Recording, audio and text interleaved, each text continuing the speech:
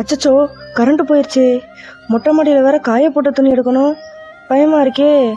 சரி போவோம். இயேசுவின் ரத்தம் ஜெயம், இயேசுவின் ரத்தம் ஜெயம்.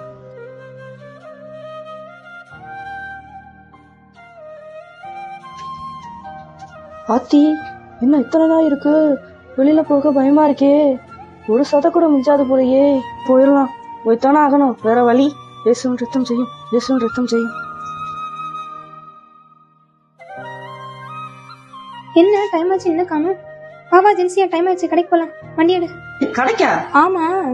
என்னது, நான் வண்டி ஓட்டணுமா? இப்போதான் நான் விழுந்து வந்துருச்சு வந்தேன். அச்சச்சோ, பயமா இருக்கே. வண்டியில போகும்போது ஏதோ ஆக்சிடென்ட் ஆச்சுன்னா என்ன செய்ய? என்ன ஜென்சியா, என்னாச்சு?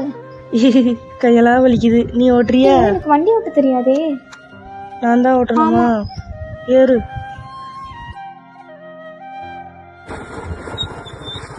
என்ன ஜென்சியா, என்னாச்சு?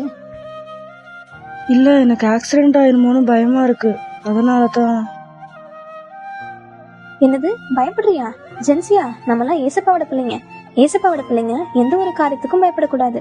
பைபிள்லயே சொல்லிருக்கு, 365 முறை சொல்லியிருக்கிறாங்க, பயப்படாதே பயப்படாதேன்னு. அதே போல பைபிள்ல உன்னை காக்கும்படிக்கு நான் உன்னுடனே இருக்கிறேன்னு ஏசப்பா சொல்லியிருக்கிறாங்க. அப்போ நம்மளை காக்குறதுக்காக ஏசப்பா தேவதூதர்களுக்கு கட்டிட்டு இருக்காங்க.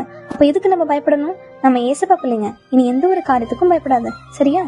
ஆமா, ஏசப்பா என் கூட இருக்கிறப்ப நான் ஏன் பயப்படணும்?